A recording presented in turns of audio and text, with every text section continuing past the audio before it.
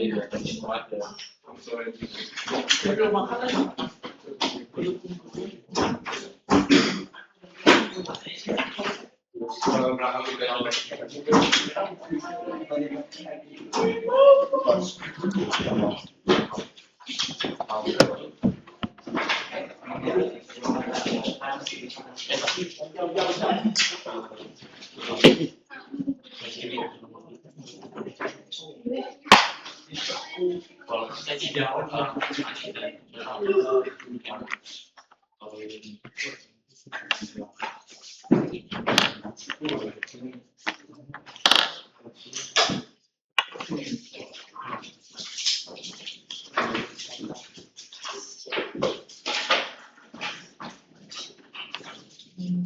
baik.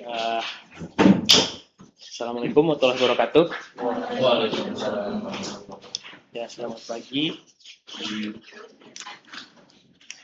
Sudah masuk semua? Saya absen dulu. Ada masih di luar? Sudah? Ya, langsung ke Abi. Abi ada? Oh, bukan. Oh, ini absen semuanya ya.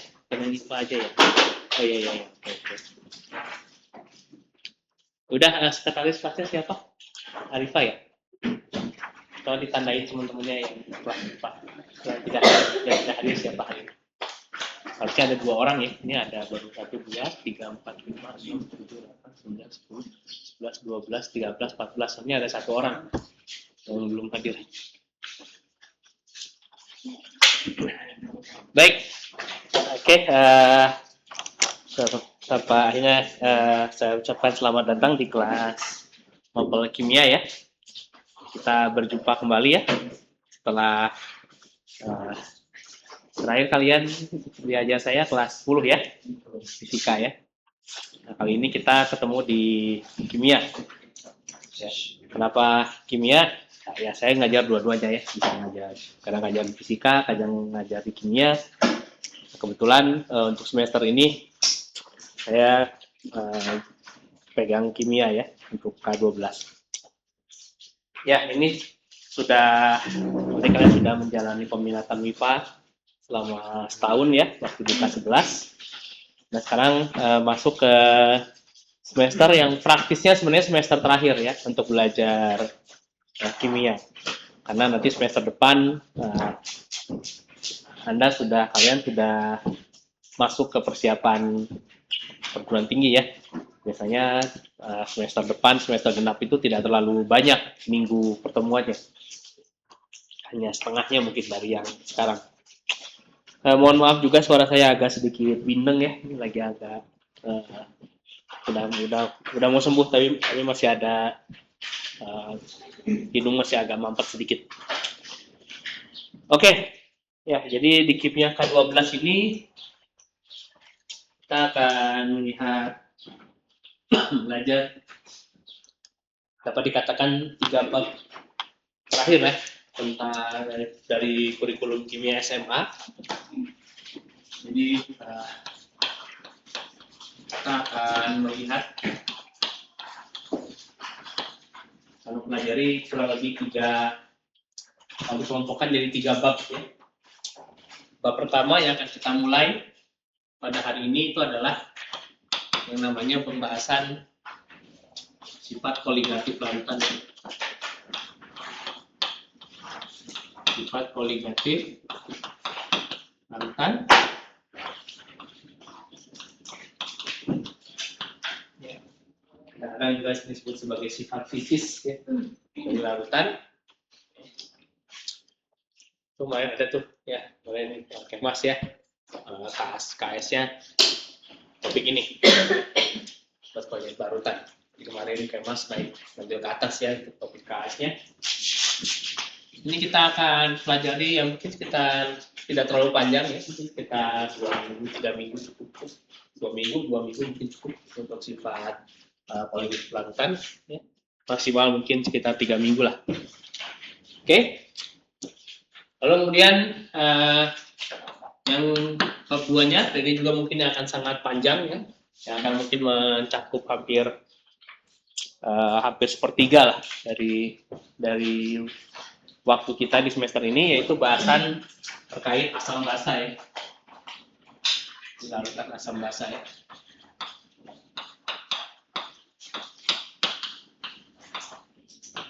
Asam dan basa ya.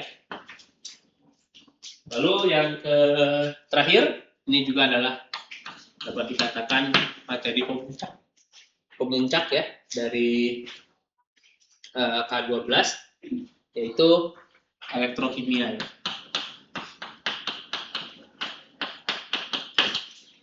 Ini adalah ketika nanti fisika dan kimia itu bertemu ya di bahasan elektrokimia.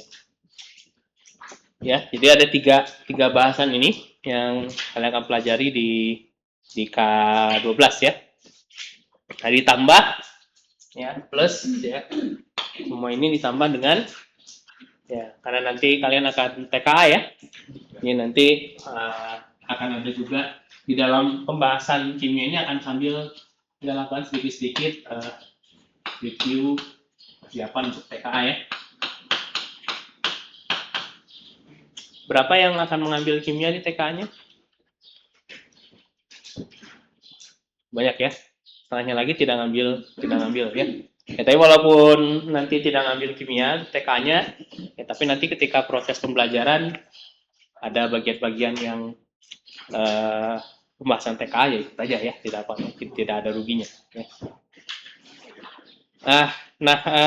Saya tidak di kimia kita tidak menyelenggarakan kelas khusus ya untuk TKA, persiapan TKA. Kenapa? Karena review dan persiapan TKA-nya akan kita masukkan di dalam JP kimia. Ya, kan kalian tahu JP kimia itu ya hari ini 3 JP ya. Pertama nanti Rabu 1 JP. Nah, Rabu 1 JP-nya itu nanti bisa dipakai untuk persiapan TKA. Ya. Nah, TKA itu bahannya dari K10 sampai K12 sampai sini. Ya, sampai elektrokimia ini. Jadi nanti sambil belajar ini juga, sambil belajar materi K12 ini juga sambil belajar TKA juga, karena materi K12 ini masuk ke dalam TKA juga, ya. Tapi nanti sambil ada review-review juga materi K10 dan K11. Nah, salah satu enaknya belajar kimia itu adalah kimia itu ilmunya sangat sangat runtut gitu ya, sangat sistematis. Dari kalian belajar K10 sampai K12 itu sangat sistematis, sehingga satu konsep itu akan terkait konsep-konsep yang lain. Ya, satu konsep itu dibangun di atas konsep yang lain, konsep sebelumnya. Jadi urutan kalian belajar kimia itu dari K10 sampai K12 itu nggak sembarangan urutannya. Ya, ada sekuensnya itu adalah materi yang satu tuh dibangun di atas materi sebelumnya. Nah, jadi sebenarnya sambil belajar materi K12 ini pun itu kalian harus bisa sambil mereview materi K10 dan K11. Tidak bisa memahami materi ini ya tanpa mengerti atau sudah paham atau sudah menguasai materi-materi sebelumnya. Nanti kita akan lihat ya. Jadi misalnya nggak bisa ngerjain ini, mempelajari ini kalau misalnya stoikiometrinya belum bagus ya. Stoikiometri itu materi K10 dan K11 kan ya. Di K10 dikenalkan stoikiometrinya, lalu di K11 kalian perdalam stoikiometrinya dengan kasus dari mulai stoikiometri gas ya kan, lalu kemudian stoikiometri larutan ya. Itu nggak bisa kalau nggak menguasai stoikiometri. Nanti kalian akan lihat. Jadi menyetarakan persamaan ya kan, menyetarakan persamaan kimia, konsep mol ya, itu harus terkuasai. Bukan cuma terkuasai, harus sudah terbiasa. Ya, jadi kalau masih kesulitan di stoikiometri, kemungkinan akan kesulitan juga, akan ada kesulitan juga memahami materi-materi. Ya. Lalu apalagi misalnya kesetimbangan kimia, ya itu materi K11 kan, ya itu nggak bisa nanti misalnya lautan asam basa ini kita akan banyak pakai kesetimbangan di sini, ya makanya ada istilah namanya kesetimbangan asam basa, akan digunakan di situ. Jadi pasti mau nggak mau, kalau misalnya belum ngerti kesetimbangan, harus mau belajar ulang dulu belajar kesetimbangannya. Jadi sambil nge-review tuh, ya. Jadi sambil mempelajari topik-topik K12 ini sambil bisa mereview materi K10 dan K11.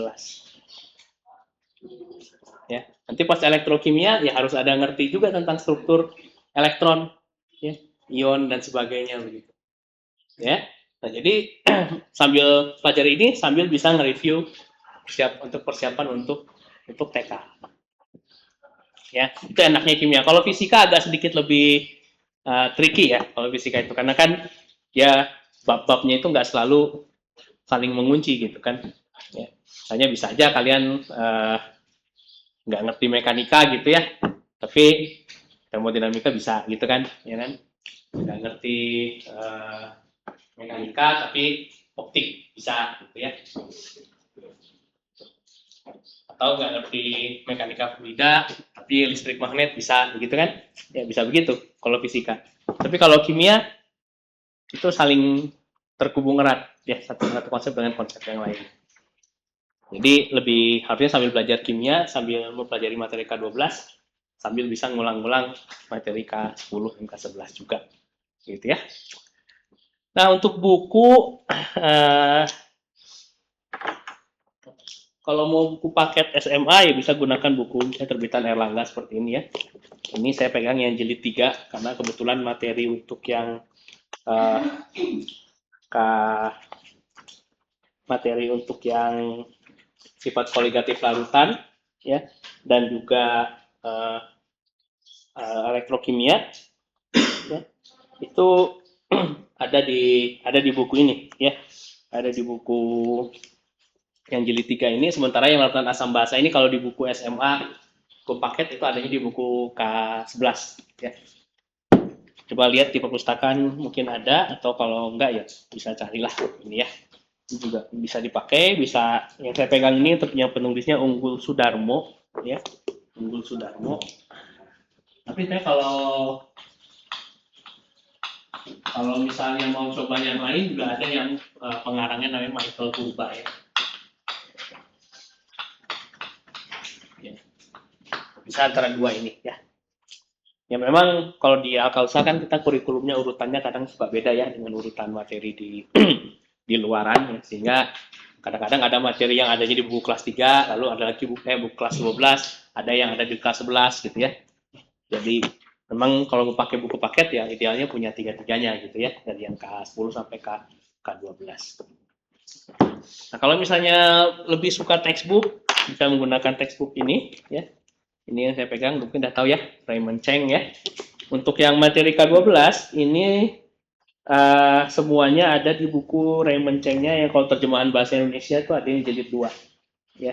Ini warnanya birunya agak terang ini yang jilid 2. Kalau yang jilid 1 gelap ya birunya kan ya.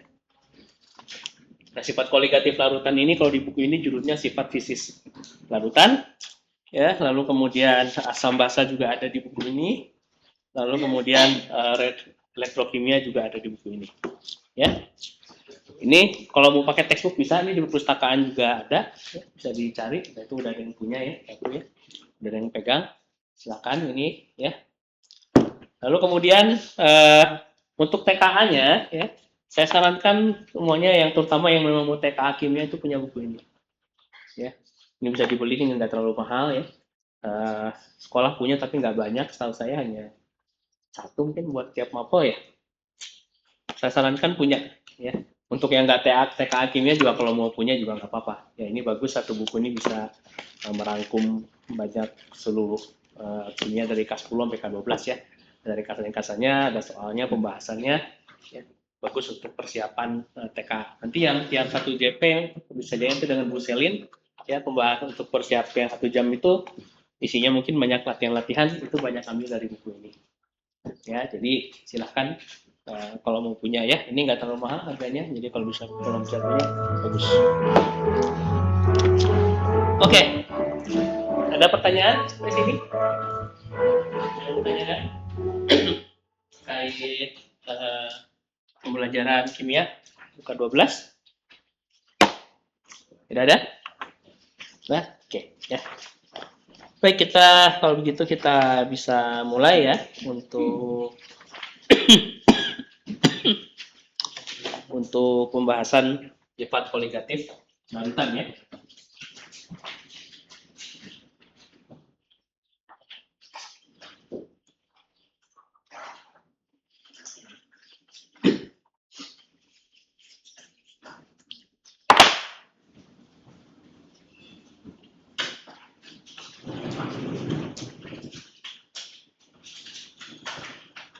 Oke.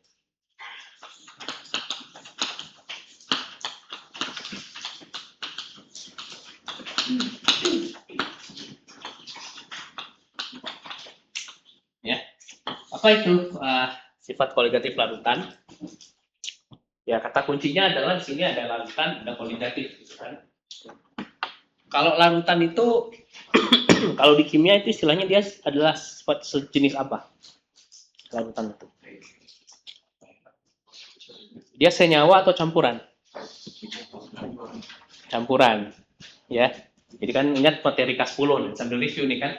K10 itu kan kalau kita zat itu bisa berupa, kita bisa punya namanya senyawa, ya, bisa punya namanya campuran, ya. Kalau senyawa itu misalnya air H2O itu senyawa, ya kan, unsur-unsur bergabung membentuk senyawa. Lalu tapi kita juga bisa membuat namanya campuran. Campuran itu ya misalnya senyawa-senyawa kita masukkan, kita gabungkan menjadi campuran. Perbedaan senyawa dengan campuran apa? Apa bedanya senyawa dengan campuran? Bisa dibedakan dari bagaimana dia dipisahkan kan? Senyawa itu membutuhkan proses kimia untuk kita memisahkannya. Ya, air itu senyawa kan? Kalau mau kita pisahkan kembali menjadi hidrogen dan oksigen, itu nggak bisa kita pisahkan pakai secara fisik gitu. Ya, secara fisik maksudnya dipanaskan, didinginkan, ya tidak bisa, ya kan? Air akan tetap air, dipanaskan tetap jadi air, didinginkan tetap air. Kalau kita ingin memisahkan air H2O menjadi hidrogen dan oksigen, ya harus pakai proses kimia. Itu senyawa. Ya, jadi pemisahannya harus proses kimia. Nah, kalau campuran enggak, ya. Campuran itu bisa dipisahkan dengan proses fisis. Kalau kalian nyampurin garam, air kalian campurkan garam, kalian aduk-aduk jadi campuran tuh. Bisa nggak dipisahkan garam dengan airnya? Bisa, bisa ya. Kita panaskan, nanti airnya menguap, nanti tertinggal garamnya. Ya, nah, itu berarti air, berarti larutan garam. Istilahnya itu kita bilang sebut sebagai larutan garam. Ya, garam dimasukkan ke dalam air yang menjadi larutan garam. Kalau kita pisah, bisa kita pisahkan secara fisik, maka dia punya, berarti dia adalah campuran. Ya. Nah, salah satu campuran yang paling sering dipelajari di kimia itu adalah larutan tadi. Ya.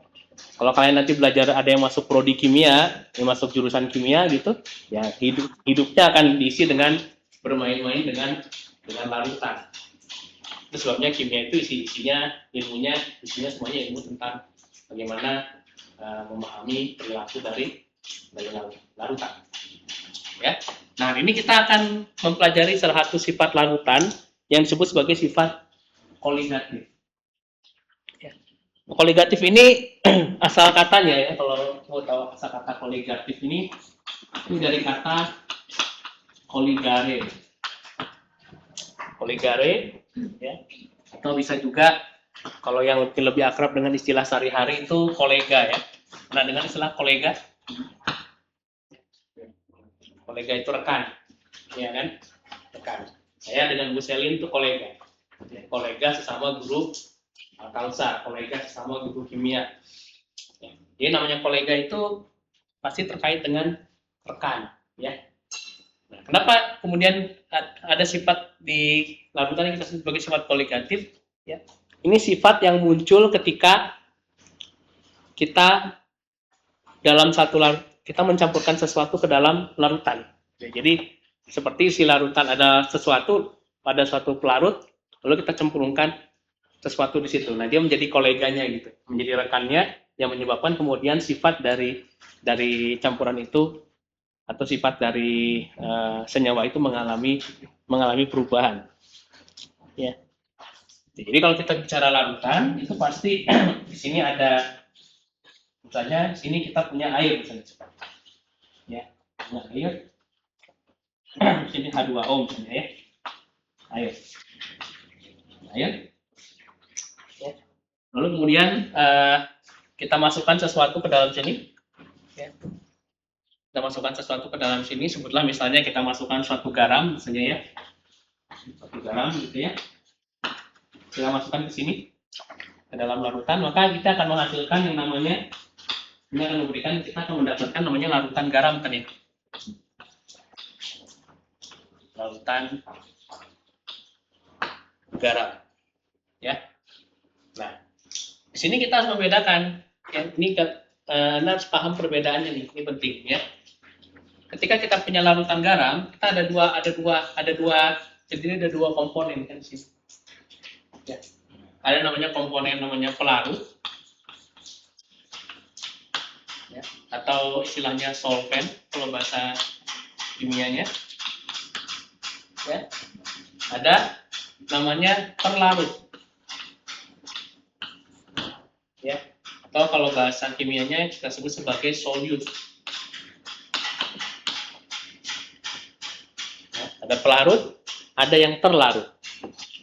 Nah, sekarang pertanyaan saya di sini, kalau kita punya larutan garam, ya, yang berperan sebagai pelarut di sini siapa?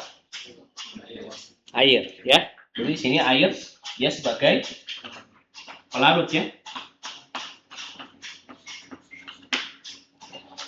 Dan yang garam ini yang jadi dimasukkan ke sini dia sebagai terlarut. Ya, jadi bisa bedakan ya, mana pelarut, mana terlarut. Kenapa saya contohkan air? Karena air ini adalah pelarut universal air ini. Ya, dia sangat bagus sebagai pelarut.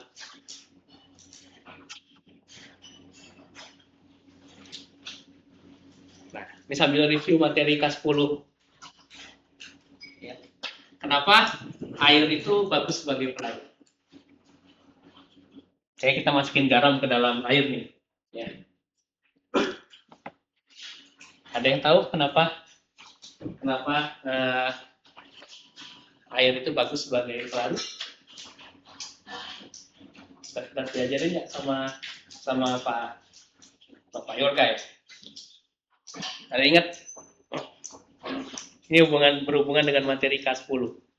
Apa yang membuat air itu bagus sebagai pelarut? Ini terkait karakter molekul air.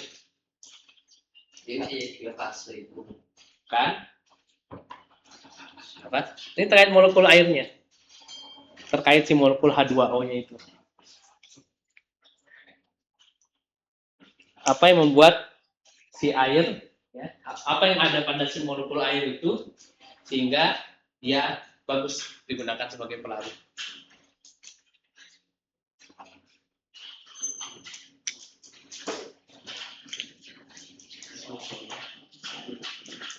Pak, kita lihat materi K10 ya. Karena air itu bagus sebagai pelarut, ya, air H2O, ya kan, bagus sebagai pelarut yang baik ya, pelarut yang baik, karena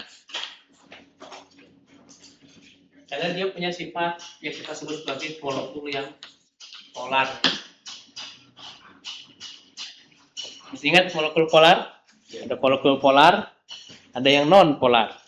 Ya, air itu polar. Nah, kenapa air polar? Ingat lagi, ketika 10.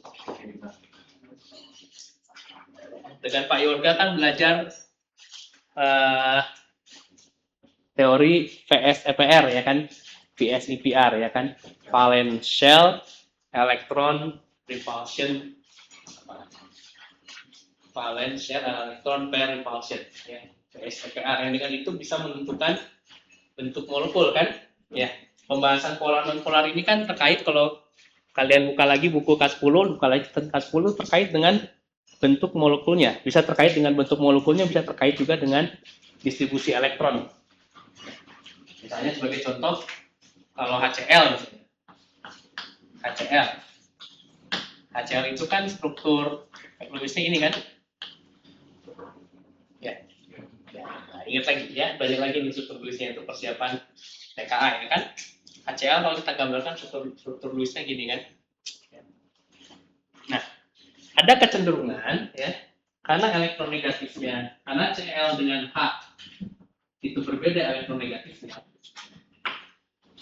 Mana yang lebih elektronegatif? Cl atau H? Cl atau H? Ayo ulang lagi K10 ini. Cl ya. Cl lebih elektronegatif. Kalau dalam deret kimia, dalam tabel kimia, makin elektronegatif itu kalau makin kemana? Kalau dari kiri ke kanan. Kalau dalam satu periode, ya, makin ke kanan tuh makin elektronegatif atau makin tidak elektronegatif? Makin elektronegatif, ya. Gampang ingatnya, Cl itu kan senangnya muncul dalam bentuk Cl minus. Ya. Segala sesuatu yang senang munculnya dalam minus, segala sesuatu yang senang muncul dalam bentuk ion negatif, itu berarti keelektronegatifannya tinggi. Makanya kan di jajaran yang kanan itu golongan 7 ya. Golongan 7 kan Cl, iodin, ya, dan yang lain-lain itu, ya, itu kan selalu muncul dalam bentuk Cl minus, I minus, ya. Kitanya dia seneng dekat-dekat sama elektron, ya. Jadi misalnya Cl lebih elektronegatif, ya, ini lebih elektronegatif, ya. Ini kan Cl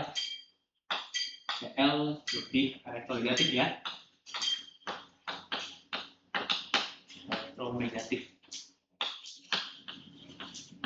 Ya, yang lebih elektronegatif, yang lebih ke kanan, ya. Pokoknya ingat makin ke kanan, makin dekat ke kelompok yang kanan itu makin elektronegatif. Cara ingatnya yang senang muncul dalam ion minus itu apa, gitu kan? Itu unsur yang sangat elektronegatif. Elektronegatif itu artinya senang dekat-dekat elektron ya. Yang menyenangi elektron nih.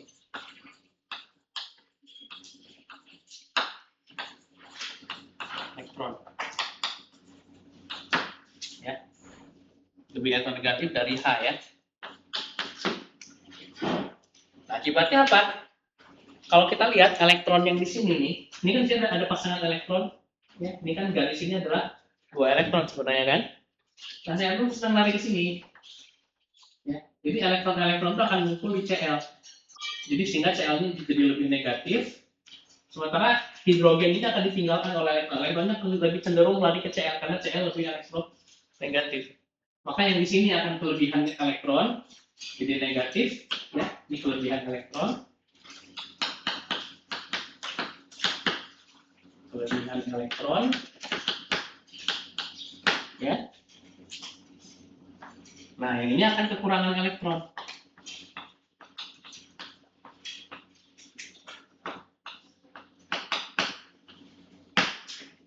Ya. Akibatnya apa? Yang di sini bermuatan negatif, di sini akan bermuatan positif. Nah, akibatnya, akibat ada pemisahan negatif positif ini, di sini akan muncul namanya dipol. Akhirnya muncullah kalau saya gambarkan panah nanti gini ya. Ini akan melahirkan namanya dipol, ya. Nah, molekul yang punya dipol itu kita sebut sebagai molekul polar. Ya, artinya dia polar itu kan kutub. Ya, polar bear yang beruang kutub. Ya. Nah, ini polar itu karena dia punya kutub positif, punya kutub negatif. Paham ya? Ini materi kelas 10 nih, ya. Sambil di review nih. Ya. Nah, sekarang air. Bagaimana dengan H2O? Ya, ini HCl dengan H2O. Dari VSEPR, kalian kan tahu H2O itu akan mengambil bentuk ini kan? Apa nama strukturnya ini? Ini ada pasangan elektron bebasnya kan? Ini kan ya. Air tuh gini kan? Ya. Ini juga sama, ya. Oksigen itu lebih elektronegatif daripada hidrogen. Jadi sama, ya, dalam air pun elektron itu akan lari ke sini. Sehingga yang sini akan bermuatan negatif, Di sini akan bermuatan positif. Ya. Sehingga di sini kemudian jadi ada dipol nih. Di sini ada dipol. Ada dipol. Di sini ada dipol. Di sini ada dipol. Ya. Ada dua dipol, ini vektor nih. Ya, dua vektor, nanti ada resultannya di sini. Ya. Nah, ini kemudian ini kita sebut juga dia polar. Dan ini bisa begini air karena bentuknya seperti huruf V ini. Ya. Kalau misalnya air itu bentuknya gini, seperti CO2, ya, CO2 kan, kalau CO2 kan enggak ini kan, kalau CO2 kan gini ya, ya kan? Ini CO2 kan, ya. Kalau CO2 ini polar enggak?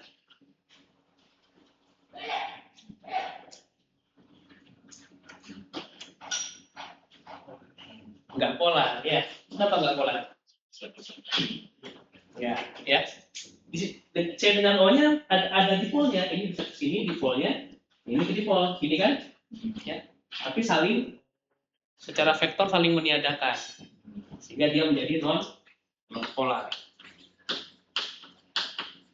Air juga bisa begini, tapi air nggak kayak gini. Air lebih suka mengambil bentuk V, gini.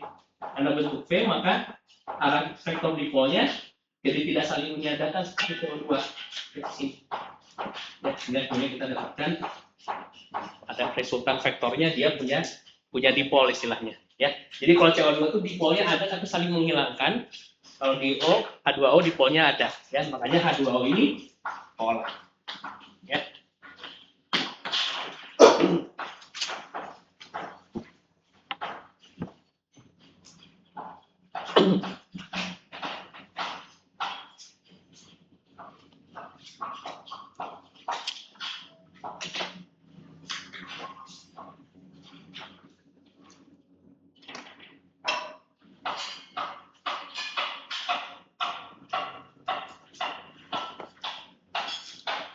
Ada pertanyaan sampai sini?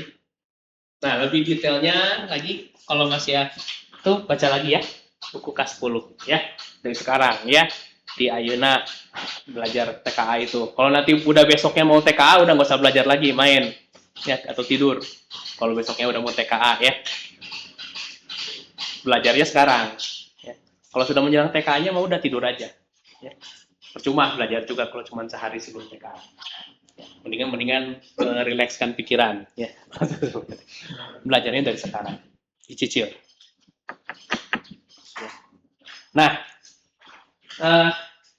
terus apa hubungannya dong Pak dengan ini ya, dengan larutan? Tadi kan saya bilang air itu pelarut yang baik nih ya.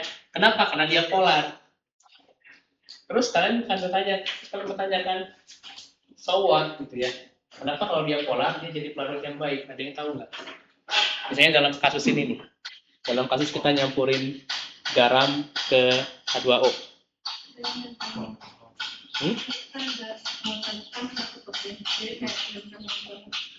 Iya, benar ya, gitu. Jadi kenapa air itu pelarut yang baik? Karena kalau misalnya sekarang saya ke dalam H2O ini saya masukin NaCl, ya. Kita tahu kan NaCl itu kan dia elektrolit kuat, ya. Dia pecah tuh. Jadi ketika di dalam larutan, ini, ya, si NaCl itu akan pecah menjadi ion Na+ dan ion Cl-. Nah, kenapa air disebut sebagai pelarut yang baik? Karena dia akan membantu pemisahan Na+ dan Cl- ini dengan cara nempel. Karena dia punya kutub negatif, kutub positif, ya, maka air ini akan mengepung Na+ dan mengepung Cl- berdasarkan kutubnya itu.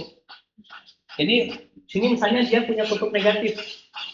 Kutub negatif kan senangnya nempel ke yang positif. Nah, sini ada Na+, maka Na+-nya akan dikepung oleh molekul air. Saya gambarin V begini ya. Jadi ujung yang negatifnya akan nempel, akan mengelilingi Na. gitu ya. Ini semua ujung positifnya nih, ini semua ujung negatifnya, maaf, ujung negatifnya semua gitu ya. Yang saya gambarkan huruf P ini berarti ini oksigen, ini hidrogennya gitu ya. Nah sebaliknya yang Cl negatif, yang Cl minus akan dikelilingi oleh air juga, tapi yang kutub positifnya, yang tidak akan dikepung.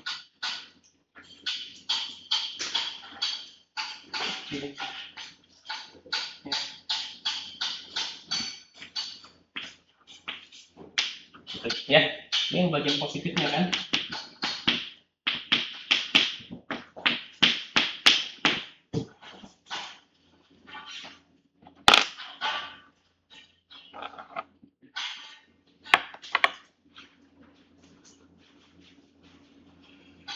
Ya. Nah, akibatnya karena sudah dikelilingi begini, ya, karena Na plusnya dengan Cl minusnya udah dikepung, langsung dirubung sama H2O begini, ya, maka dia nggak mau nyampur lagi, nggak mau balik lagi jadi NaCl lagi, gitu. Ya. Karena dia istilahnya ini udah dibungkus dengan H2O. Ya, nah, itu sebabnya kenapa kita sebut molekul yang polar, yang punya karakteristik polar itu bisa menjadi pelarut yang baik. Air itu salah satunya saja, ya. Tapi nanti kalian akan sambil belajar kimia, kalian akan mengenal jenis-jenis pelarut yang lain, ya. Bisa benzen, ya, camphor, ya, kloroform itu juga pelarut. Banyak.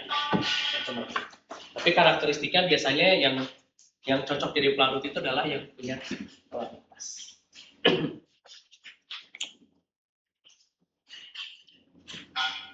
Oke, sampai sini ada pertanyaan?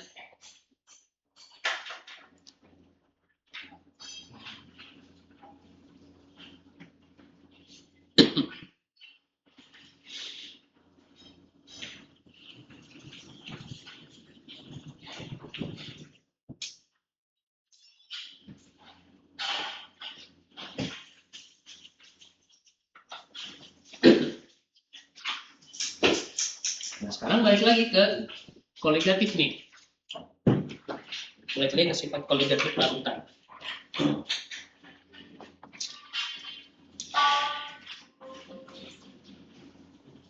Kenapa disebutnya koligatif ini? Kenapa di buku, kalau kalian baca buku yang biru ini, disebutnya sebagai sifat fisis?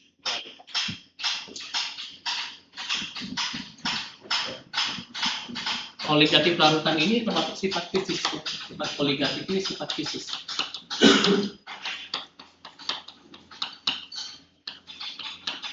Ini sering juga disebut sebagai sifat fisis.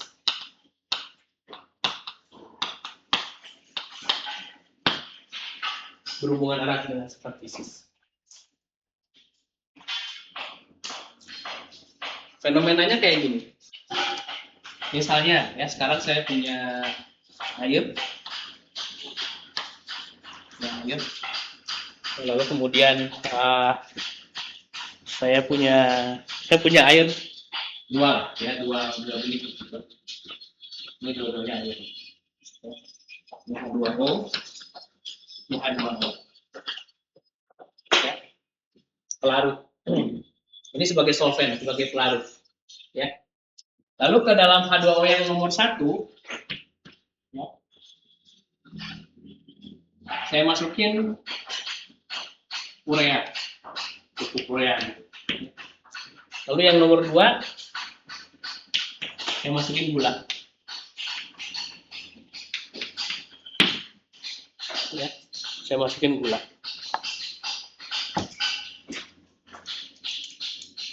Kita tahu titik didih air berapa? Titik didih air kan, kita simbolkan TB begini, titik didih, ya, atau TB ya, TB boiling, ya, biar akan Inggris sedikit, ya, TB boiling point, ya, berapa? 100 derajat Celcius, ya, standarnya gitu kan, Ya. Biasanya kalau kalian manasin air sampai temperatur 100 derajat Celcius, maka dia akan mendidih dan kita melihat penguapan yang sangat banyak. Nah, fenomenanya sekarang adalah kalau misalnya pada air ini saya masukin 1 mol urea, ya, saya masukin ureanya 1 mol, ya, 1 mol, atau istilahnya konsentrasinya ya. Jadi di sini saya masukkan 1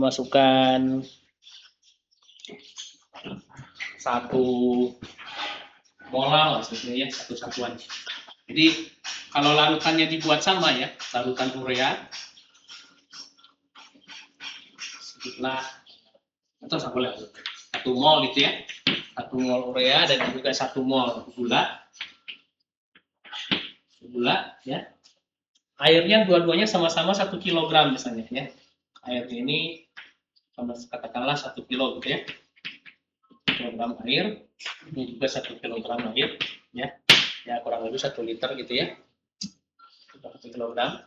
Jadi ini sama nih, airnya sama dua-duanya 1 kilo di sini. Lalu saya masukkan urea 1 mol. Saya masukin gula 1 mol. Ya.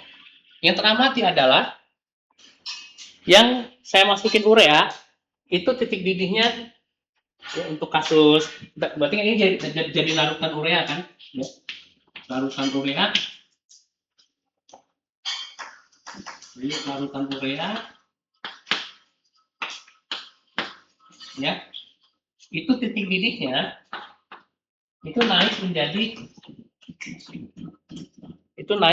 100,52 derajat Celcius.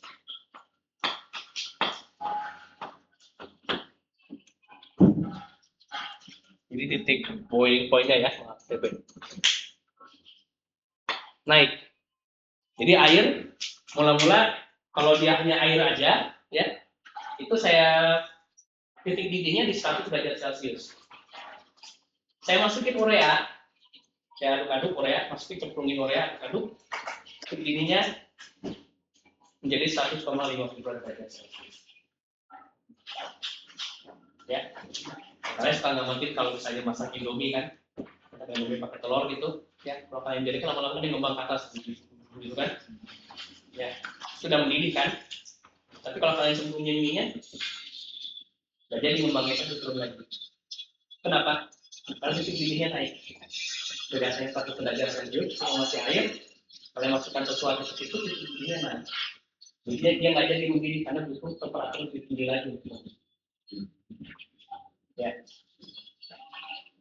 Lalu kemudian di sini kalian cemplungin yang ini, kalian cemplungin gula, ya. Cemplungin gula, sehingga kalian punya larutan gula.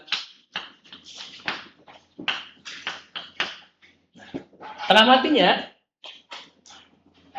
sama ternyata, larutan gula juga naik 100,52 derajat Celcius.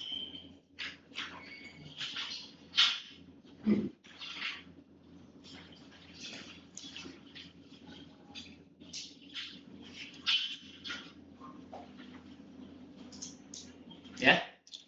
Nah, lalu kalian ulangi lagi percobaan yang sama. Cuma sekarang kalian pilih mau pakai yang gula atau mau pakai yang urea saja. Tapi sekarang misalnya gula, hanya gunakan gula, tapi kita hanya melihat, kita membedakan jumlah gula yang dimasukkan. Jadi sekarang sekali lagi diulangi lagi percobaannya. Oke, sekarang ini ada H2O, ya. Ini boleh juga kalau kalian mau coba di rumah sih, tidak terlalu susah. Jadi ini 1 kilogram airnya ya, ini 1 kilogram. Lalu kemudian sekarang kita masukkan gula, yang ini kita masukkan 1 mol, ya. Yang ini gula kita masukin 2 mol. Kita masukin 2.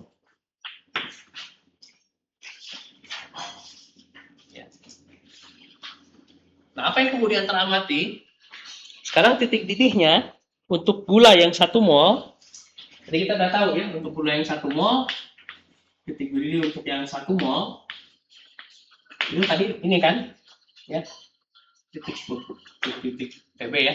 Boiling pointnya untuk yang 1 mol itu 100,52 derajat Celcius. Ya, ada kenaikan sebesar 0,52 derajat Celcius seperti tadi. Ya. Tapi kemudian ketika yang 2 mol, sekarang titik didihnya itu menjadi 101 ya. 101,04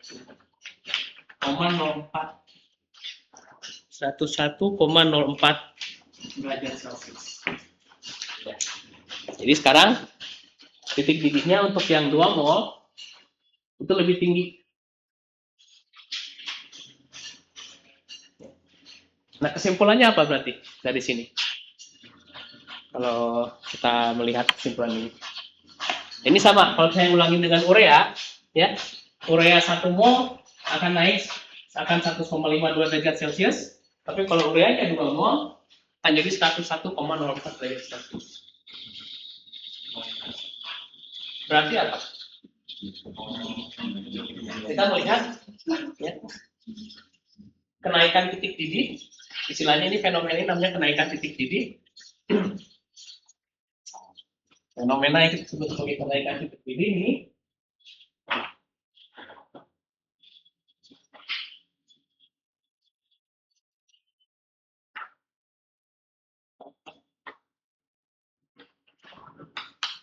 kenaikan titik didih. Ini adalah fenomena kenaikan titik didih, ya. Simbolnya adalah delta TD, ya. Kenaikan titik didih, selisih kenaikan titik didih. Ya. Itu apa? Kesimpulannya setelah kita mengamati eksperimen ini. Kalau kita mengamati kenaikan eksperimen ini, kesimpulannya apa? Kenaikan titik didih itu berarti hanya bergantung pada apa? Mol. Atau istilahnya mol itu ukuran apa? Mol itu ukuran dari jumlah zat. Ya. Sekali lagi, mol itu kan ukuran jumlah zat. Jadi di sini tidak bergantung dia tidak bergantung pada jenis apapun yang dicampurkan ke airnya. Ya. Tapi hanya bergantung pada jumlahnya. Jadi kenaikan titik didih di sini hanya bergantung pada jumlah zat ya. Pada jumlah zat terlarut ya kan. Benar ya? Ya. Hanya bergantung pada jumlahnya doang ya. Atau kalau bahasa kerennya konsentrasi kan kita bilangnya kan.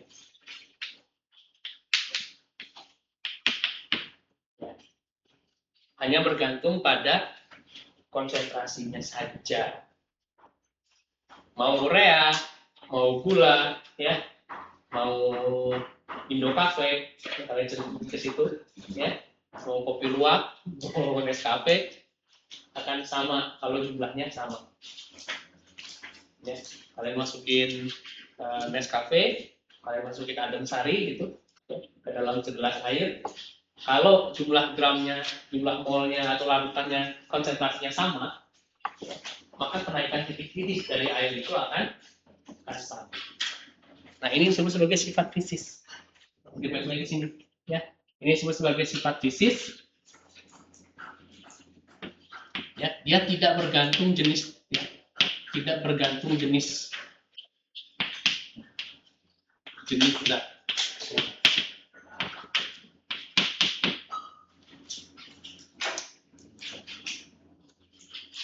Nah, sifat koligatif itu seperti ini. Ya, titik didih itu adalah salah satu sifat koligatif. Kenaikan titik didih itu adalah salah satu sifat koligatif.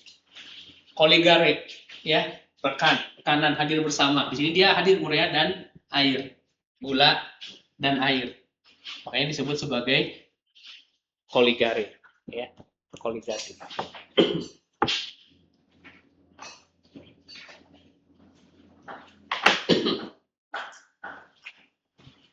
Ada pertanyaan sampai sini?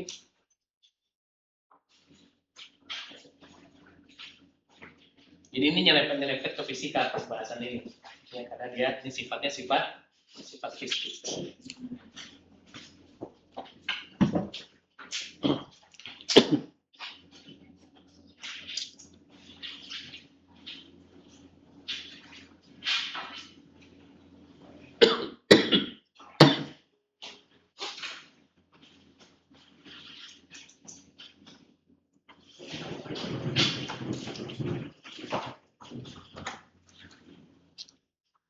Nah, sifat koligatif itu sejauh yang kita ketahui itu ada 4. Ya, titik didih adalah salah satunya. Semuanya karakteristiknya sama. Dia hanya bergantung pada jumlah zat terlarut.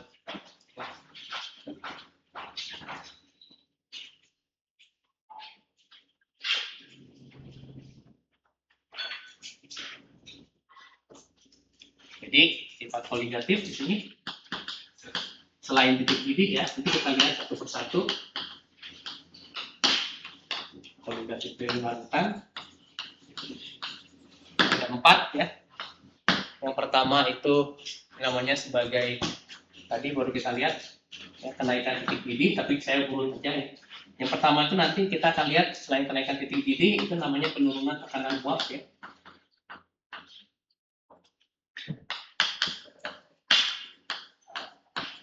Tekanan uap.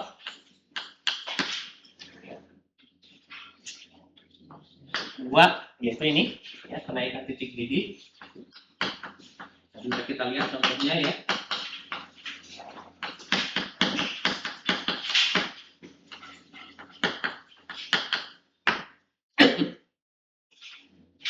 Lalu yang ketiga nanti kita lihat juga penurunan titik beku.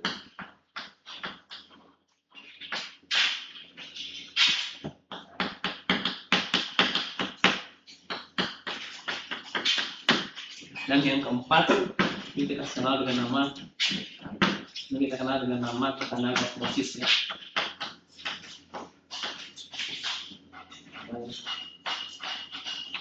Osmosis ya. Ini adalah 4 sifat koligatif ya. Sama seperti kenaikan titik didih, semua ini nanti kita lihat hanya akan bergantung pada jumlah konsentrasi zat terlarutnya. Jadi berapa banyak kita memasukkan si zat terlarut ke dalam pelarutnya. Ya. Jadi untuk pelarut yang sama-sama air misalnya, ya kita masukkan misalnya urea 1 mol, gula 1 mol, ya maka penurunan tekanan uapnya, kenaikan titik didihnya, penurunan titik beku dan tekanan osmosis dari larutan air itu akan sama. Terlepas dari apapun yang kita masukkan, selama konsentrasinya di dalam pelarut itu nanti sama. Artinya jumlahnya sama di dalam pelarut itu. Oke. Nah, di sini saya bilang ya, sebelum kita masuk lebih lanjut ya ke dalam masing-masing sifat koligatif ini, ya. Tadi yang baru saya contohkan adalah baru sebatas fenomenanya ya, kenaikan titik didih. Nah, kita akan masuk ke masing-masing ini dan juga akan melakukan perhitungan juga gitu kan. Ya, misalnya 0, si gula dan urea, kenapa di sini naiknya 100, jadi naiknya 0,52 derajat Celcius, ya kan? Dari mana 0,52? Nah, itu akan kita lihat, ya. Tapi sebelumnya, ya ini, ya, Anda harus menguasai dulu bagaimana bekerja dengan larutan. Nah, ini sebenarnya materi K11, ya. Jadi sebelum kita review. Jadi ketika terkait dengan konsentrasi itu, ini sambil kita ngulang-ngulang materi K10, K11 ya. Nah, ini mulai saya hapus ini. Ya.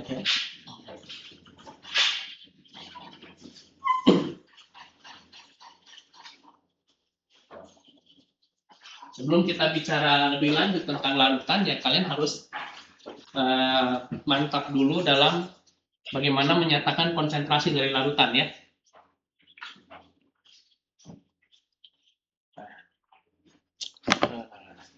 Kita sebut istilahnya satuan konsentrasi ya.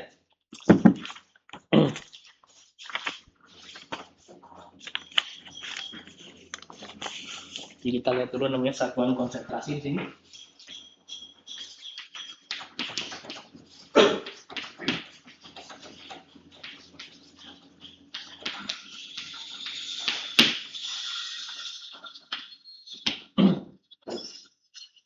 Satuan konsentrasi. Ya. Nah, masalahnya di dalam dunia kimia, para kimiawan itu punya banyak cara untuk menyatakan konsentrasi. Ya. Bergantung pada kebiasaan, ya, bergantung juga pada keperluan. Ya. Nah, yang pertama kita lihat yang paling rasa yang kalian sudah sangat familiar itu adalah molar ya, molaritas.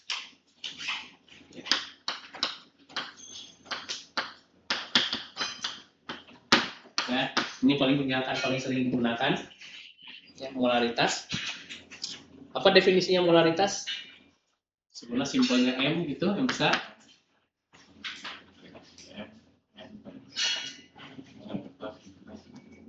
Dia adalah mol dibagi volume. Ya, di mana M-nya ini dalam mol, ya, mol zat terlarut ya, terlarut. Jadi yang dimasukkan, N ini adalah M di sini adalah mol zat terlarut.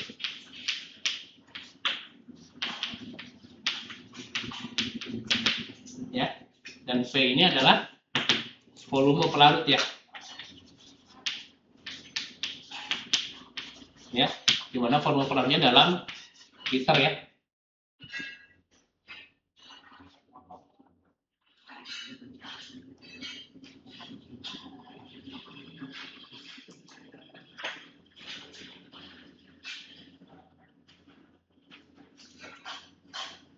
Atau volume larutan, larutan dengan pelarut. Salah. Jadi ketika sudah jadi campuran, volumenya 1 liter. Jadi kalau misalnya saya mau bikin 1 molar larutan, misalnya saya mau bikin 1 molar,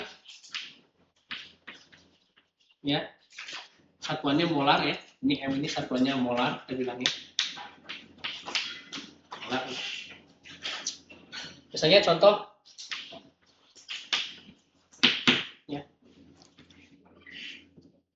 Kalau kita bilang 1 molar larutan gula, gula itu artinya apa?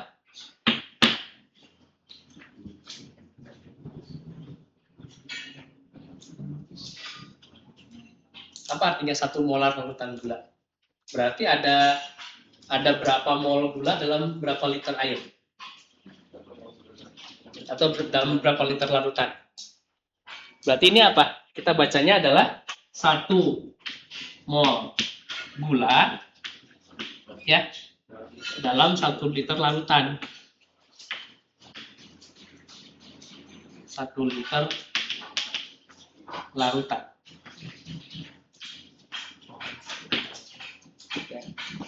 Ya kalau kita ngitung pakai rumusnya ya ini kan berarti M-nya adalah ya, N-nya 1 ya, 1 mol dibagi 1 liter ya. Jadi 1 molar ya.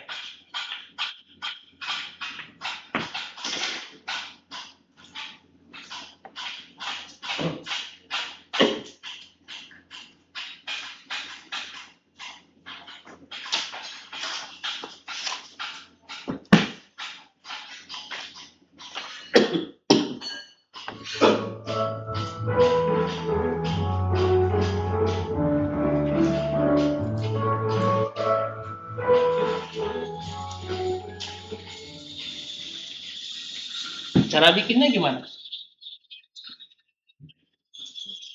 Kalau misalnya kalian nanti saya ajak ke lab, itu tuh lantai 3 ya. Bikin 1 molar larutan apa misalnya? Ya gula boleh. 1 molar larutan gula. Itu gimana cara kerjanya? Tahu gimana caranya?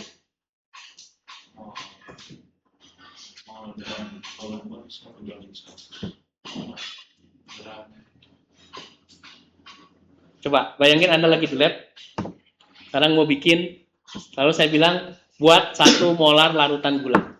Urutannya, ini sudah saya siapin nih gula, ya, air, lalu kalian punya tabung reaksi gitu, ya, punya labu Erlenmeyer misalnya gitu, ya. Lalu kalian saya bilang bikin larutan gula 1 molar. Gimana urutan kerjanya? Itu masa gram. Oke, berarti pertama siapkan 1 mol gulanya kan? Ya, 1 mol gula. Ya nanti ngitung-ngitungnya nanti lah ya. 1 mol gula. Jadi pertama kan siapkan 1 mol gula, ya kan? Siapkan 1 mol gula ya. Jadi caranya gimana ya? Timbang ya. Massa molarnya gula ada berapa? Ya. Lalu untuk mendapatkan 1 mol berarti kalian harus nyiapin berapa gram? Ya. Oke, 1 mol gula. Terus 2 gimana? Air. Nah, sekarang airnya gimana? Yang mana nih? 2 siapin air 1 liter gitu. Terus masukin gulanya gitu. Siapa yang mau setuju gitu? Nah?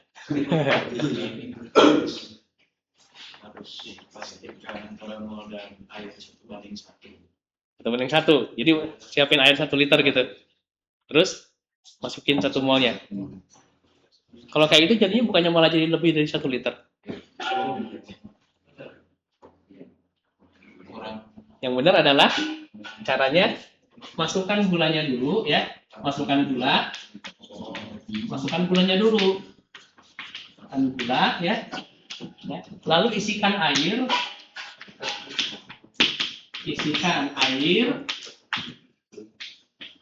Hingga volumenya 1. Gitu urutannya. Ya. Jadi bukan siapin 1 liter air, 1 mol gula, terus cemplungin gulanya ke 1 liter air. Itu nanti jadinya akan lebih dari 1 liter kan? Di logika aja ya, nggak suka masak pasti tahu kan? Kan? Logika aja ya. Jadi cara kerjanya yang dimaksud larutan 1 gula 1 liter itu adalah 1 mol gula dimasukin, lalu kalian isikan air sampai volumenya 1 liter. Kan nanti ada tuh kan, biasanya pakai gelas ukur ya, masukin gula, lalu isiin sampai dia pas 1 liter. Suka masak jadi tahu, pantesan gue kalau masak sering keasinan gitu ya. Soalnya garamnya kurang terasa gitu. Ya, karena yang benar seperti itu. Itu maksudnya 1 molar nih, ya. Ini maksudnya kita membuat 1 molar larutan gula. Ya. Nah, kalau misalnya setengah mol, gulanya setengah mol dimasukkan ke dalam, lalu kita isi sampai 1 liter, berarti dapat larutannya berapa? Berarti setengah bagi 1, setengah molar. Ya, ini udah di kelas 11 harusnya ya, di kelas 11 kan harusnya. Ya. Nah, coba sekarang contoh.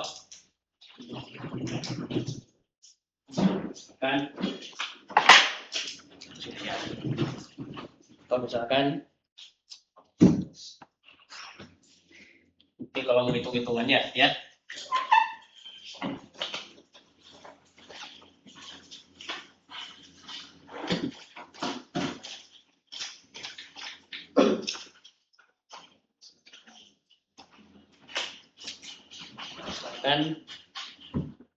Misalkan kita punya 2 gram ya. Ada contoh ya.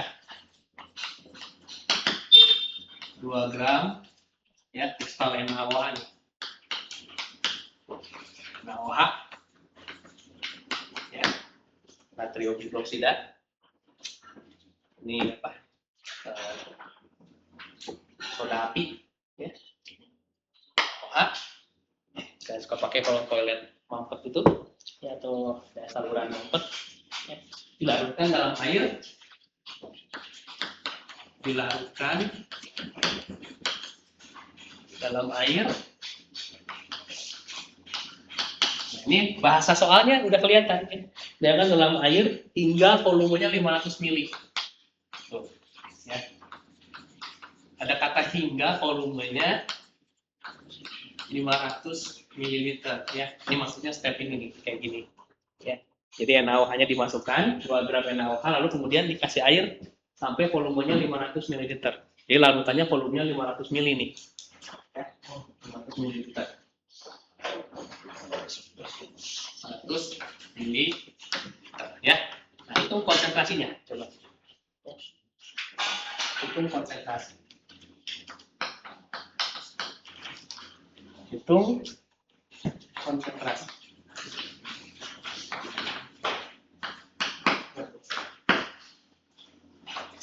Ini gimana?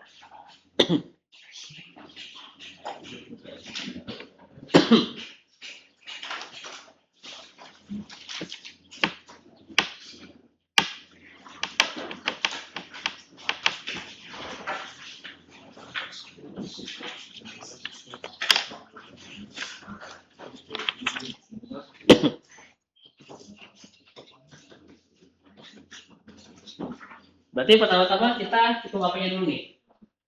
Molnya dulu kan? Ya. 2 gram NaOH ini berapa mol? Jadi kita hitung. Ya. Pertama-tama hitung dulu mol, cari mol dari NaOH. Wah, mol NaOH-nya berapa? Rumus mol ya. 2 gram dibagi dengan mR-nya NaOH. Ya. Misalnya di sini MR NaOH itu dikasih 40 ya. Jadi di soalnya saya kasih nih ya. Jadi nggak usah soal lagi.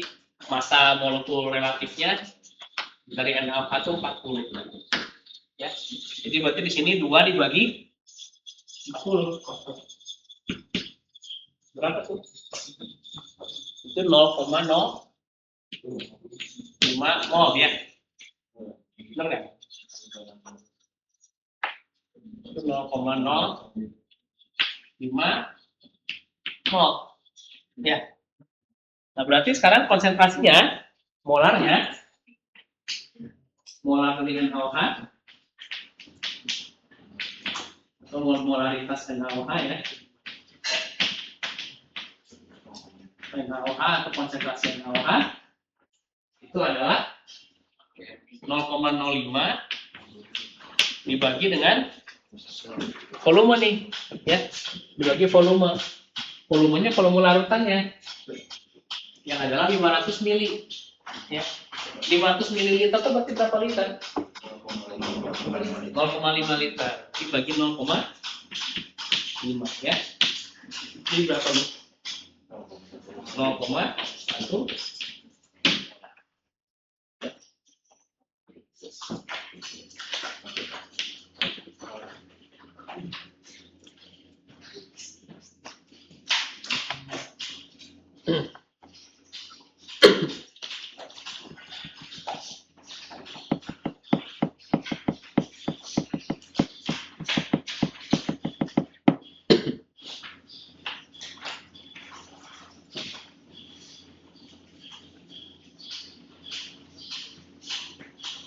Nanti di lab jangan salah ya. Kalau diminta bikin 1 molar larutan, hati-hati ya. Bukan 1 liter, bukan 1 mol kita air lalu cemplungin begitu aja ya. Tapi isikan sampai ke masukin zatnya, terlarutnya baru kemudian diisikan air atau pelarut lainnya sampai 1 liter.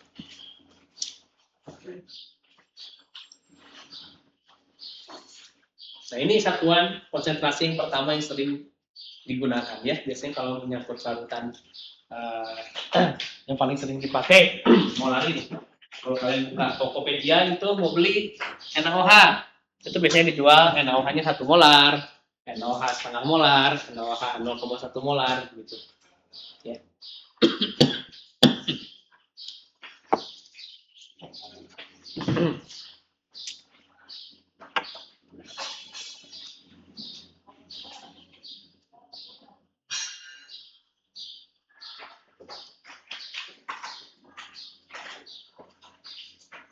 Hadir semua ya hari ini ya.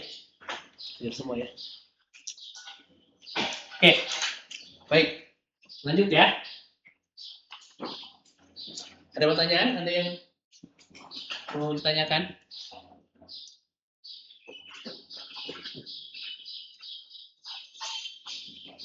Coba sekarang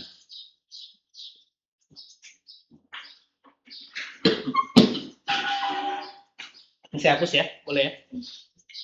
Yang kedua, yang kita gunakan itu adalah molar. Nah, ini kalau yang cadel agak repot ya. Ini yang kedua yang sering digunakan orang namanya molalitas. Jadi kalau tadi molaritas, sekarang ini molalitas ya. Ini molar. ML ya, molalitas ya. Kalau yang cadel agak beda baca. Molalitas ya. 1 molar. Nah, apa itu molalitas? Molalitas itu biasanya simbolnya kalau di sini kita pakai simbol M kecil ya. Atau gini, kita sebutnya sebagai konsentrasi. Ya, zat terlarut.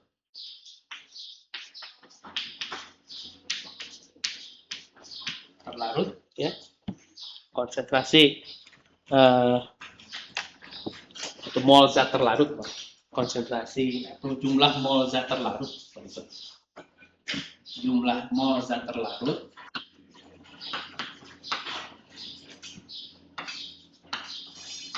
mol zat terlarut ya, sama. Cuma sekarang kalau tadi itu per 1 liter larutan, kalau ini adalah per 1 kilogram atau per 1000 gram larutan.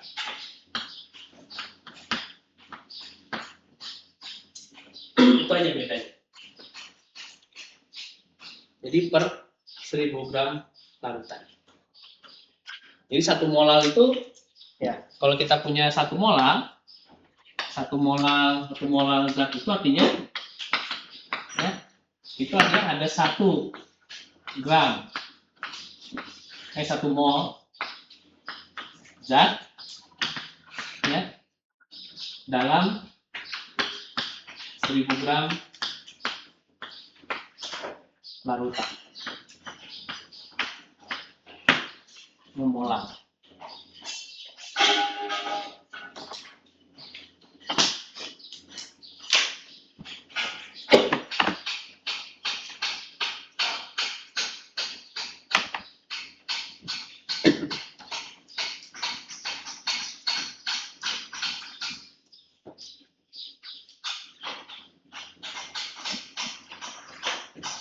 Ini boleh saya hapus yang ini. Nah, kita lihat contoh.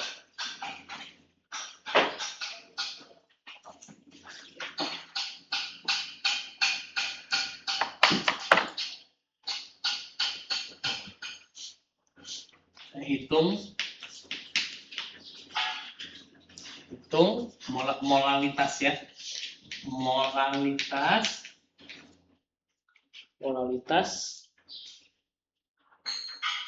dari 24 gram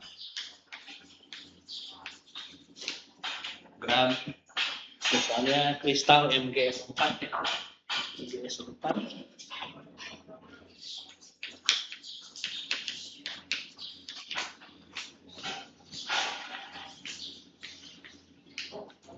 MgS4 yang dilarutkan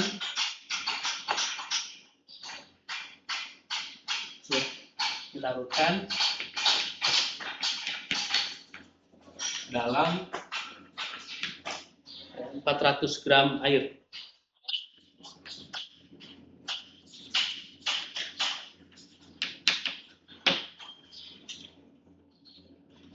Nah, perbedaannya dengan yang molalitas tadi, kalau ini gram ini nggak seperti yang tadi ya. Jadi kalau tadi kan ada yang bilang harus 1:1 Pak, atau jumlah air jumlah ininya. Nah, kalau dalam kalau dalam molalitas itu kita lihatnya gramnya. Jadi gram dengan gram gitu. Ya. Nah, kalau ini ya, jadi kalian bisa langsung campurin 24 gram MgO4 kasih 400 gram air. Nah, itu molalitas. Jadi bukan 24 gram 24 gram MgS4 lalu dimasukkan air sampai 400 gram, bukan ya, tapi 24 gram 400 gram air. Nah, itu kita akan hitung, itu cara untuk mendapatkan kalau kita bekerja dengan molalitas. Nah, sekarang coba hitung molalitasnya gimana ya. Kalau tadi molalitas ada cara yang saya kasih langkah pencampuran tadi karena kita bekerja pakai volume ya. Nah, kalau ini kan bukan volume, dua-duanya pakai massa ya. Dua-duanya dengan massa, jadi langsung aja. Kalau ini ya memang airnya 400 gram, tulisannya 24 gram. Nah, berarti molalitasnya pertama-tama kita hitung apanya dulu. Mol ya. Coba hitung mol. Coba hitung mol dari MgSO4. Ini berapa? Oh ya, MR-nya MgSO4 itu 120 ya. MR dari MgSO4 itu 120. Nah, nanti molnya kalau ada 2,4 gram nanti berapa? 24 gram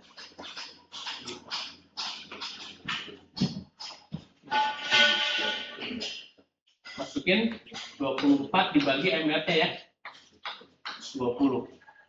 Ini kan 1/5 ya, jadi 0,2 ya. Nah, molalitasnya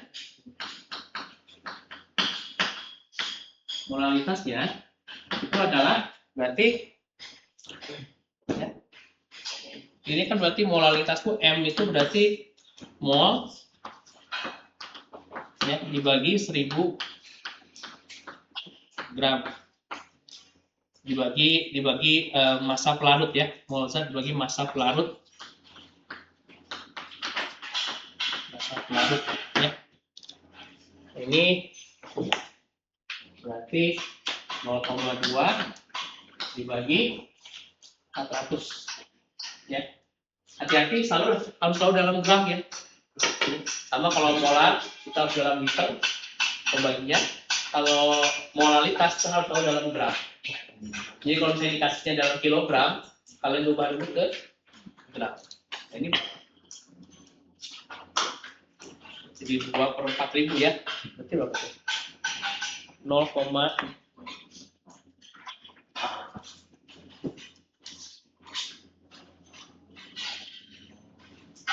saya salah. Sorry. Harus tahu dalam kilogram, ya. Dalam kilogram, ya. Jadi ini kita rubah ke kilogram dulu.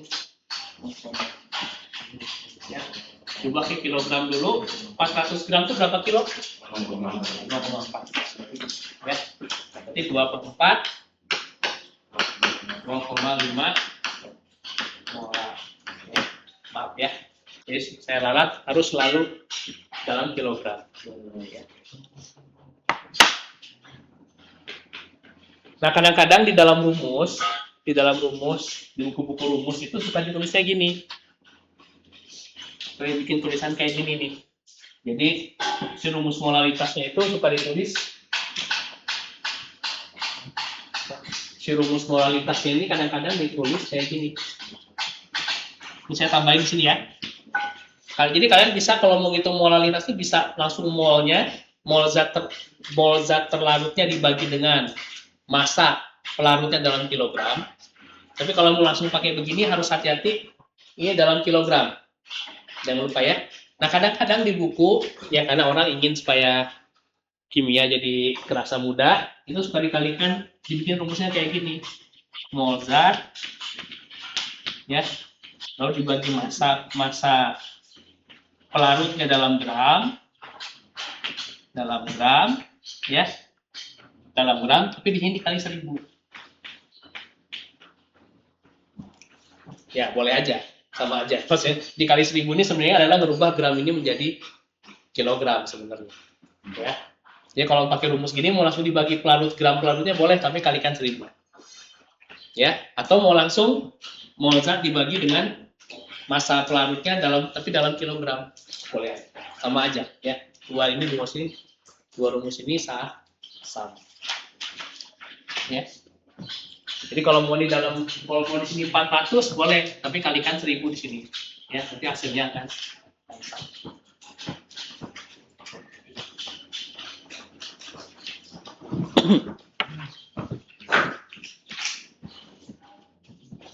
Ya ini ngulang ya sebetulnya. Kita belum masuk lagi nih ke sifat koligatif larutannya ya. Nggak apa-apa ya, kita pelan-pelan sambil ngulang-ngulang atau mereview konsep-konsep di K10, K11 ini.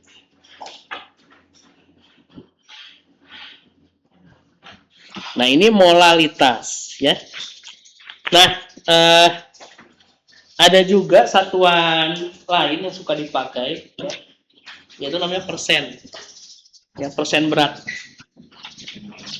Nah, kalian suka dengar misalnya alkohol sekian persen, gitu kan? Ya, nah, itu juga satuan kelarutan.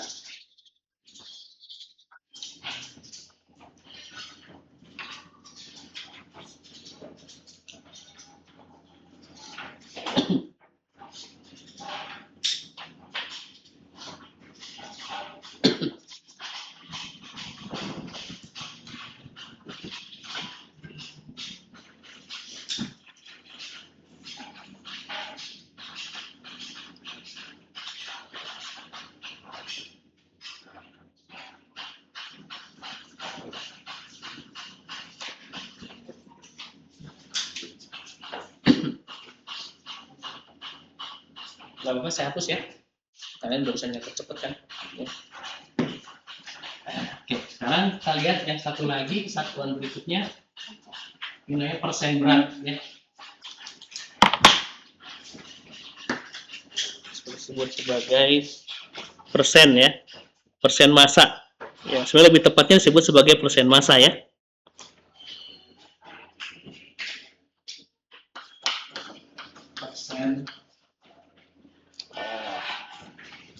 Persen massa ya. Persen berdasar massa ya.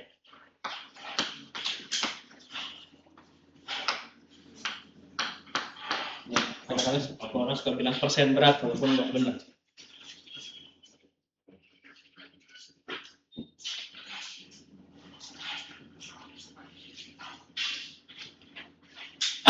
Kita sebagai ppm ya.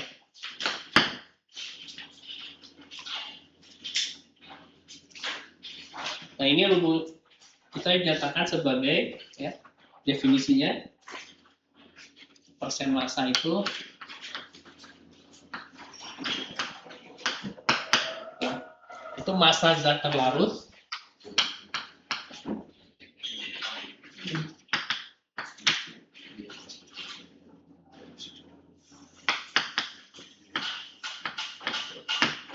dibagi dengan massa zat terlarutnya tambah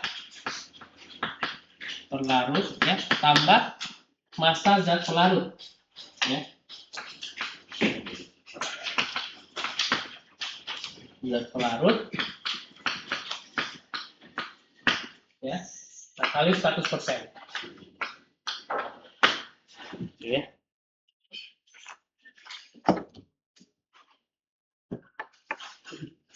Dan ini kadang-kadang digunakan ya, massa pelarut.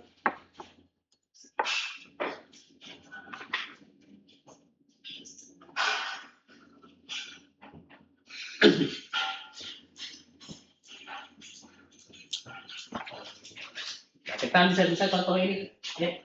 Kita bisa ambil contoh yang molalitas ini. Kalau misalnya sekarang saya rubah soalnya sedikit, ini menjadi kalau kita diminta nyatakan dalam persen berat, atau persen massa, hitung ya, konsentrasi ppm-nya.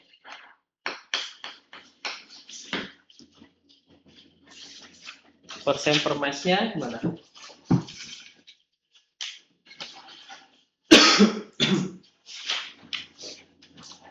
Berarti ya, Berarti kita bisa hitung ya persen masanya, persen dari Mg SO4-nya ya, adalah massa si Mg SO4-nya berapa? 24 gram. Ya. Dibagi dengan massanya Mg SO4 ya, ditambah massa pelarutnya air. Ya. Ini 24 dibagi 424. Berapa itu? Ya, kali 100% ya. Dikali 100%. Ini berarti berapa?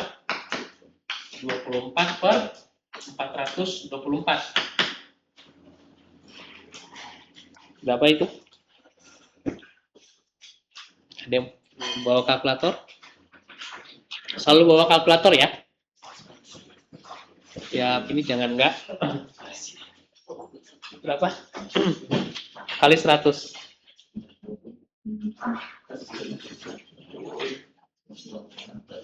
Berapa? Berapa? Yang keras? 5,6. Jadi mas kayak ini persen biasa ya. Cuma antara pelarut dengan terlarut. Kayak kan kita suka lihat ya alkohol sekian persen. Nah itu bisa jadi persen massa. Ya nanti lihat di botolnya keterangannya persen apa tuh. Gitu. Berarti 5%.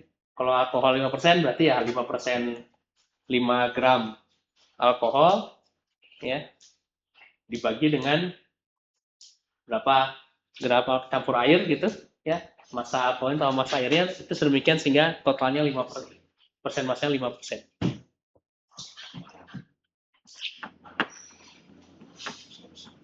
Nah kalian bisa ngitung tuh sebetulnya ya perlu berapa air untuk mendapatkan, kalau perlu berapa alkohol dan perlu berapa air untuk mendapatkan konsentrasi 5%.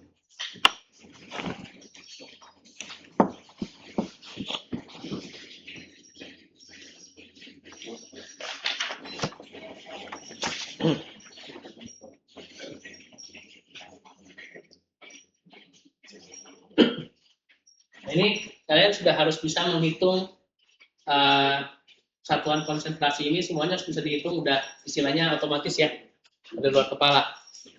Ya. Kalau nggak ngerti ini nanti repot ketika kita belajar asam basa misalnya, belajar pH, ya kan konsep pH, belajar pH kan, pH itu satuan konsentrasi juga sih.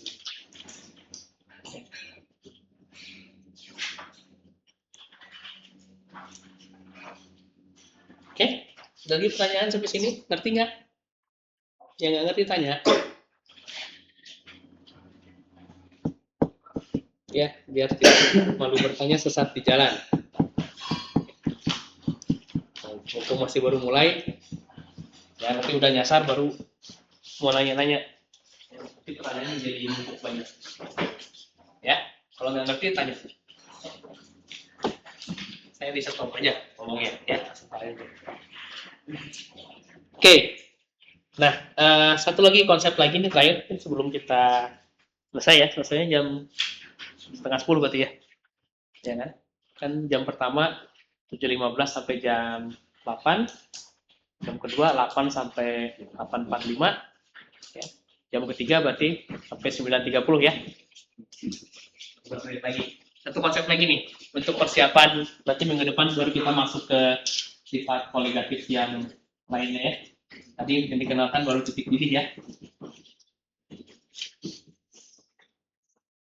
Nah, konsep lain yang penting masih terkait dengan larutan juga, ya, terkait dengan konsentrasi juga. Yang kalian pasti sudah pernah belajar juga di K11. Ini diulang. Ya. Itu adalah konsep fraksi mol ya. Masih ingat?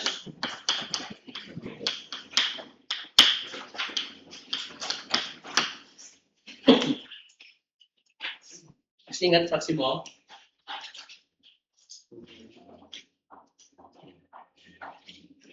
Ya, kenapa fraksi mol ini penting? Karena kita kan bekerja dengan kan koligare tadi ya.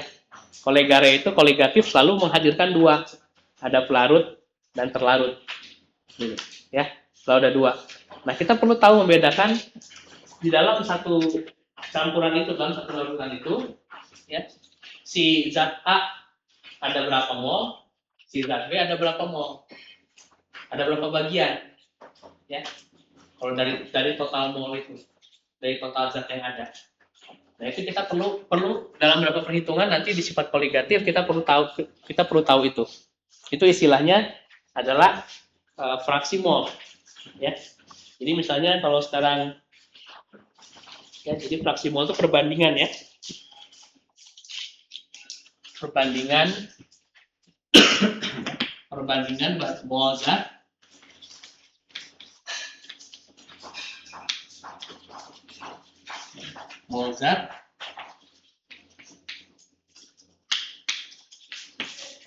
ya, mol dari suatu zat gitu, ya,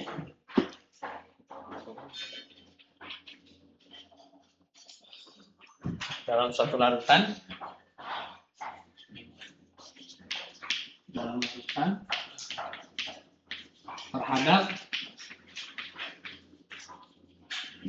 terhadap total mol, ya,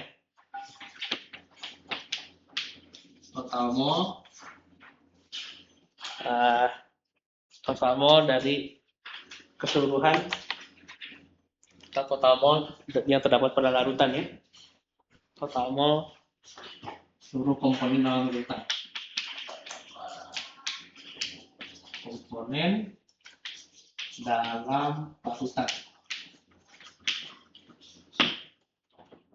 Ini konsep fraksi mol. Jadi nggak boleh bingung lagi nanti setelah dijelaskan ini, karena kita akan menggunakan fraksi mol ini dalam nanti misalnya sifat koligatif yang penurunan tekanan uap itu pakai fraksi mol tuh, ya, kita menjelaskan. Jadi kalau misalnya sekarang dalam larutan ada komponen A dan B, ya, jika misalnya, ya,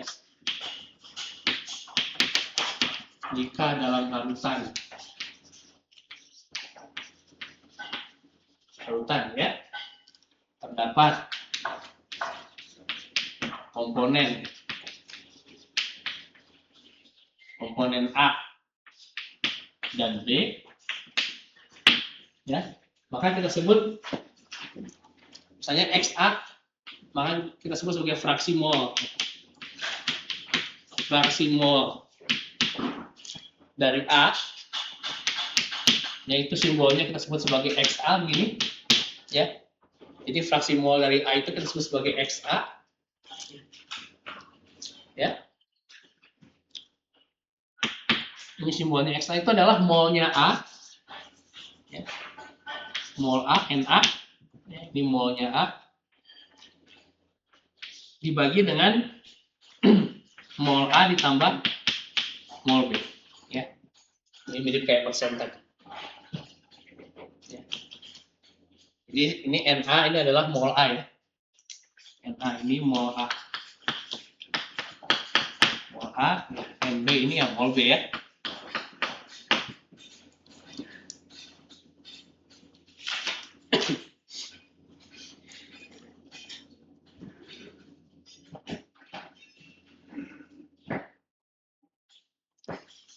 Lalu fraksi mol zat B itu simbolnya kita pakai XB gitu, ya. Itu adalah NB dibagi Na plus NB, ya. Itu. Ini mirip kayak persen sebenarnya, ya. Dan nanti kalian bisa cek, ya. XA tambah XB itu selalu 1. XA tambah XB, ya. Itu kan berarti ini, berarti kan Na plus NB, Na per Na plus NB ditambah NB per Na plus NB. Itu kan jadinya nanti menjadi Na plus NB dibagi Na plus NB, kan? Ya, kita harus selalu sama dengan 1. Jadi fraksi mol itu selalu jumlahnya 1.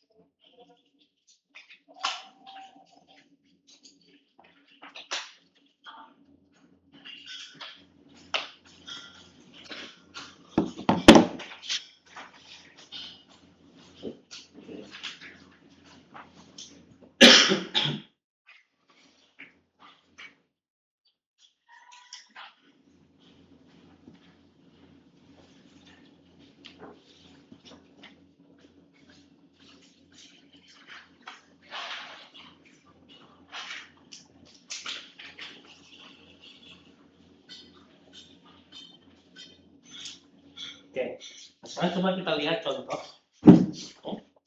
Misalkan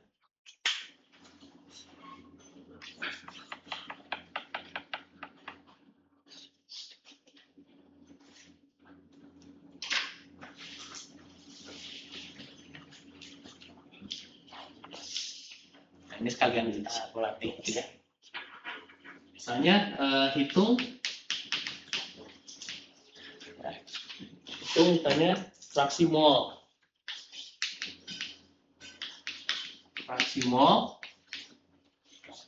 dari 36 gram glukosa ya, glukosa ya, dalam 64 gram air, biar gampang 64 gram air.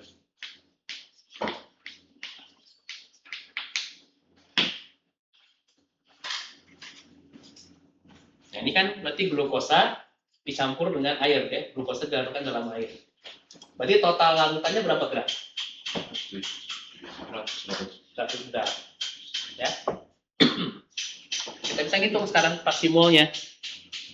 Ini kalau kita mau hitung fraksi molnya glukosa, ya, sebutlah berarti XA gitu kan ya, atau molnya dulu kita hitung. Ya, mol glukosanya berapa?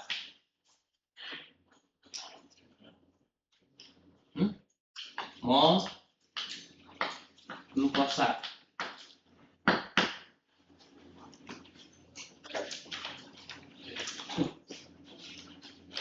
Mol glukosa berarti glukosanya 36 gram dibagi dengan MR-nya glukosa. MR glukosa 180 ya. Apa tuh? MR glukosa 180 ya. Kalau MR-nya air, yang apa? MR air? Berapa? 18 ya. Oke, coba kita hitung. Berarti mol glukosa 180. Berarti berapa mol? Berapa? 0,2 mol. Ya. Sekarang mol airnya. Berarti kan 64 dibagi dengan 18. Berapa?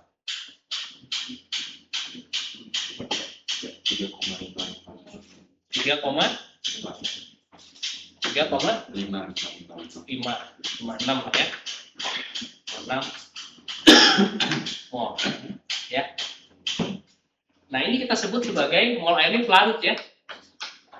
Ini pelarutnya, si glukosanya sebagai yang terlarut ya. Airnya sebagai solvent, glukosa sebagai solut ya. Jangan lupakan itu ya, penting membedakan kita dua. Sekarang berarti kalau saya tanya fraksi molnya glukosa, saya sebutkan X glukosa ini ya, fraksi mol glukosa berarti kita dapatkan dengan cara gimana? Ya kan? Molnya glukosa 0,2 dibagi 0,2 ditambah 3,55 dengan coba dihitung berapa?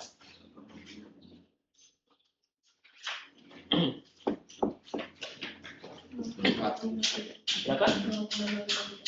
0,053 ya. Nah, ingat fraksi mol itu sama kayak persen, nggak ada satuannya. Kenapa nggak ada satuannya? Jadi hati-hati ya, fraksi mol itu nggak ada satuannya. Jadi saya nggak boleh bilang ini 0,053 mol, nggak. Karena ini perbandingan mol dengan mol kan, ya, atasnya mol, bawahnya mol, habis molnya dicoret semua. Jadi dia nggak punya satuan, ya.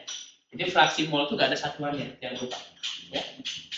Oke, ini fraksi mol glukosa yang ditanyakan di soal, jadi 0,053, jadi sedikit, ya glukosanya itu. Ya masuk akal ya. Dari 36 gram dari 64 gram. Kecil sebenarnya peranan molnya secara mol ya. Lalu kemudian air, kalau kita iseng mau ngitung fraksi molnya air berapa?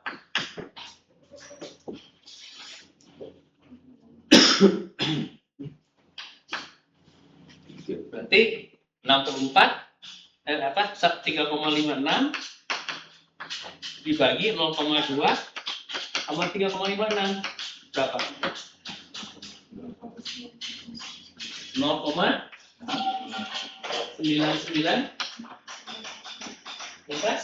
0,9 9 lagi terus 99 terus ya? 0,994 ya. Jadi airnya banyak banget. Di dalam campuran ini secara walaupun kita lihat secara gramnya nggak terlalu beda ya. Glukosanya 36 gram, airnya 64 gram. Tapi secara molnya glukosa itu sedikit, hanya 0,053. Ya, air yang banyak 0,9, makanya air yang jadi pelarutnya. Ya, pelarut itu selalu yang lebih banyaknya gitu. Ya, lebih dominan itu pelarut. Pelarut itu yang nyampur masuk ke dalam. Nah, ini kalian bisa cek ya. Kalian bisa cek jumlahkan ini. Glukosa ditambah air, X glukosa tambah air, benar nggak satu? Coba jumlahin. Berapa? 0,053 tambah 0,994 berapa? 0,999 ya. Satu kan, ya praktisnya satu lah. Ya. Kenapa kok nggak pas satu Pak? Karena waktu ngitung 0,2 ngitung 0,2 dan 3,56 ini ada angka yang kalian buang kan? Ya, jadi kan ini angkanya kan 3,55555 gitu ya. Nah itu ketika kalian potong, maka di sini dia nggak persis satu, masih 0,99. Tapi ya maksudnya praktisnya satu gitu ya.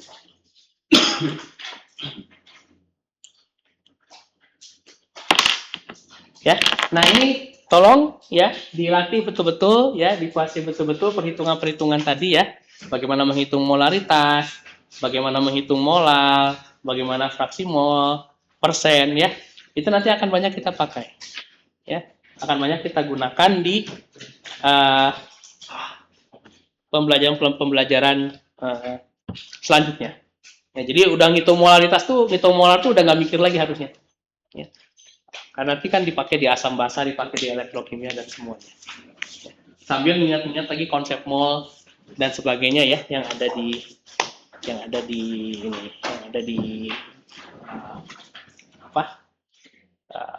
dan K11.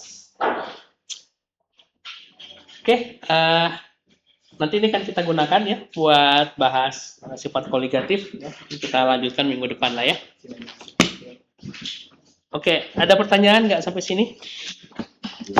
Ya, saya mau ingat-ingat lagi mukanya ya. Mau istirahat ya? Udah, nanti aja. Saya udah hafal sih beberapa ya.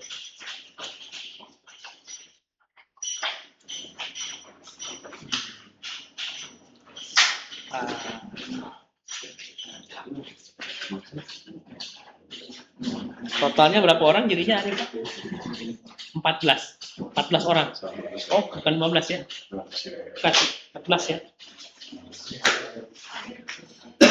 Ada yang nggak masuk? Oh, Anggan nggak jadi ya? Oh. Oke. Baik, kalau gitu kita cukupkan dulu ya sampai hari ini. Nanti hari Rabu ketemu dengan Bu Selin ya. Mungkin nanti lanjut lagi latihan tentang ini ya. Baik, assalamualaikum warahmatullahi wabarakatuh.